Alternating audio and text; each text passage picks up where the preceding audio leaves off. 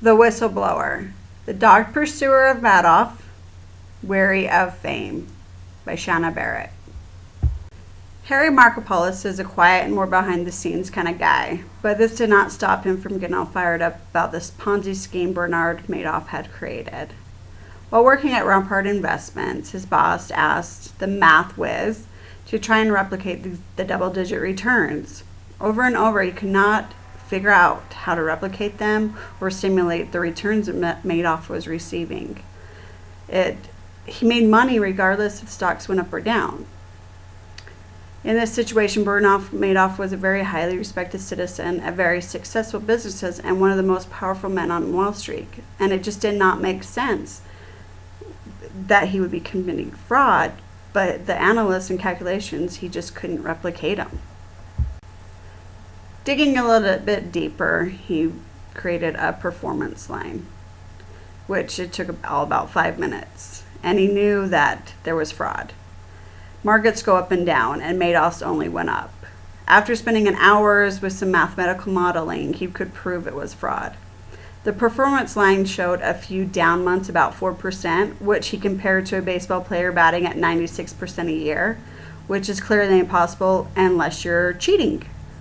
Due to it being in the same industry, he wanted the dirty player taken off the field and make sure that he stopped the Ponzi scheme if he could. Before the bottom fell out under Madoff, Markopolos spent a good part of his life trying to expose the truth, and in the end it still ended up in disaster. In the book, Managing Business Ethics, the authors talk about the 7 steps of blowing the whistle. This case is a little bit different because he wasn't an employee or an associate or an investor with Bernie Madoff. He was an insider looking in on a world of incredible double-digit returns and realizing there was several red flags that indicated illegal activity. He spent close to a decade trying to blow the whistle on what we know as one of the biggest Ponzi schemes in history.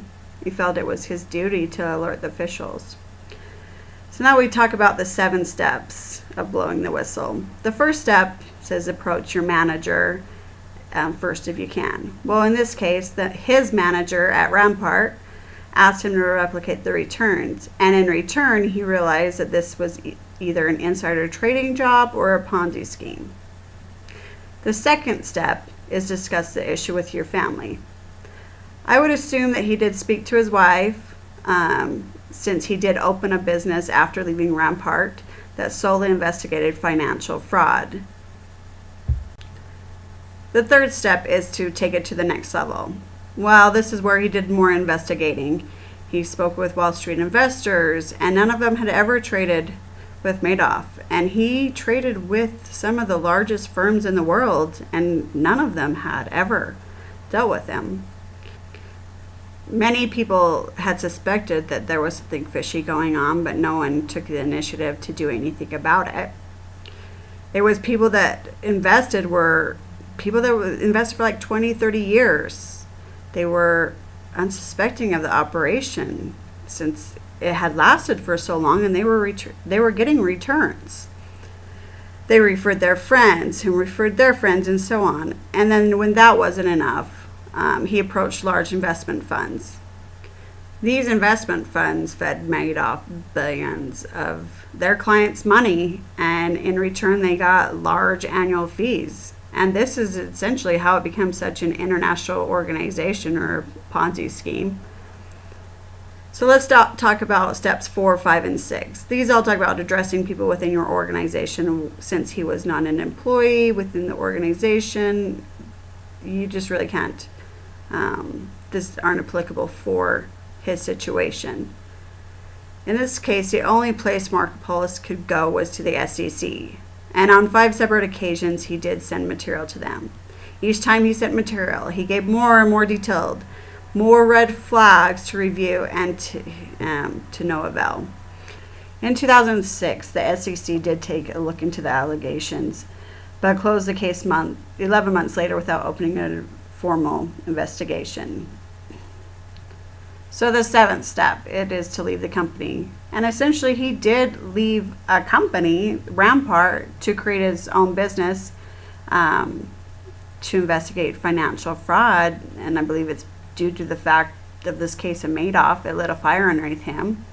And even though he didn't get the outcome he desired by alerting officials sooner, he now works on whistleblower cases and conducts forensic accounting to try to prevent this from happening again.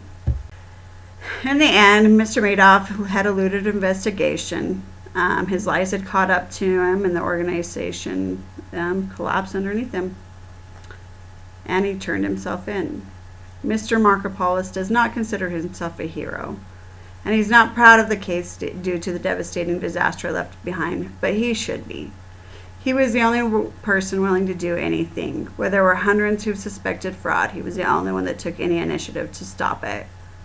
In the article, Faith, Markopolos' wife, says, "The next time that the government sees Harry Markopolos bringing something to their attention, they won't ignore it. So whether he sees himself a hero or not, he did prevail."